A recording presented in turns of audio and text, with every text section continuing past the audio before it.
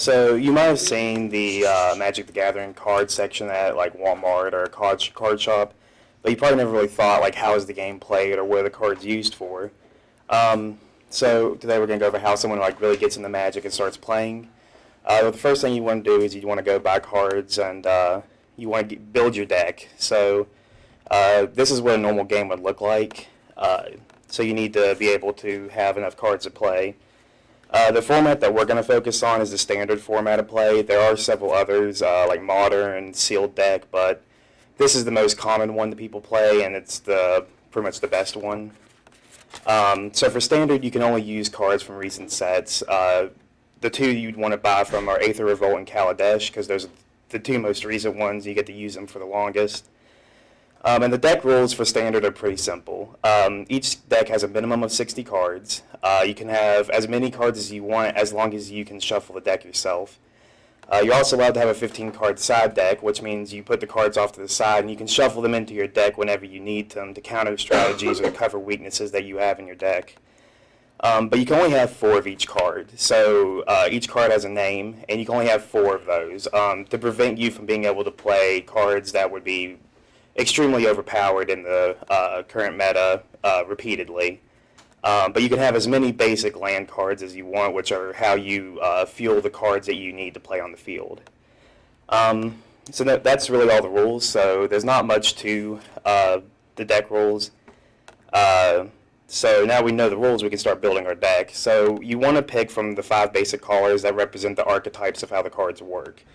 So for each color, it basically says how each card works and what kind of nature it fits into.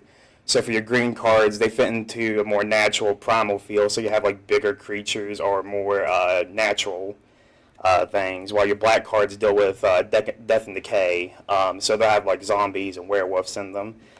So you want to pick generally from 1 or 2 of these colors, and that's how you want to build your deck, because if you pick more, it becomes more difficult to play the deck, because you'll need very specific cards to be able to come up with more strategies. So for this example, we'll build what's called a red burn deck. Red burn decks focus around dealing quick damage with cheap, efficient spells. So we'll use spells like Shock and Goblin Arsonist that are very cheap. They only cost 1 red mana, but they're very effective in what they do. They give you an early game advantage, and they're good at removing creatures from the first 5 turns. But you also, whenever you're building a deck, you need to focus on a big card to build around. So for this example, from our pools, we pulled a recent Chandra Roaring Flame, which is a mythic rare card. They're extremely rare, but they're extremely powerful for some of them. So you can have some of these cards in your deck, but if you have too many of them, then you won't be able to get an early game advantage, and you'll lose pretty much on turn 3. So now that we have our deck built, we're ready to play. The rules for standard are that each player starts at 20 life points. You determine who goes first generally by like a coin flip or some kind of previous agreement. And then each player shuffles their deck and draws 7 cards. And the first player takes their turn. The turns are broken up into 5 sections.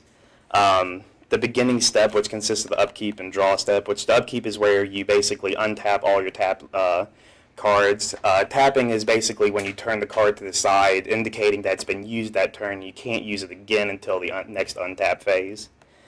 There are rules that prevent that, but generally this is how it works.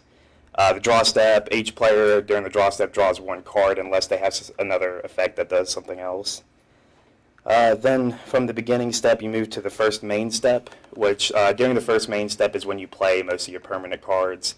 Permanent cards are generally your creatures, enchantments, sorceries, and you can play 1 land during your main steps. And then from the first main step, you move to the combat step, which is when the player whose turn it's on declares attackers. Generally, you declare attacker by tapping a creature card and then moving it forward on the board so that it's in the attacking position. After the attackers are declared, then the opposing player will declare defenders, where she'll again tap a creature and move it forward in front of the creature they want to block to indicate they want to block it, and then you calculate the damage. Each monster has a attack and toughness in the bottom right-hand corner. If they take an attack equal to or more than their toughness, then they're eliminated from the field. And then after all the monsters are eliminated, then damage is calculated to the player. Monsters that aren't defended go directly to dealing damage to the player. And then after the combat step, you move to the second main step, which is basically a repeat of the first main step. But this is generally where more strategy comes in, because there's different kinds of cards that will get an advantage based on if a creature was like removed from the battlefield or if something happened during the combat step. And then the player declares their end phase, which is basically just the end of turn and saying that the next player can go. And that's basically just how you play Magic. There's a lot of different cards and types that will change how the rules go, and the card, whatever is on the card, always outdoes the rules for the game. So according to EchoMTG.com, when their data they gathered from Hasbro's sales, there are about 21 million players worldwide, and I hope that you all will join us in growing our community.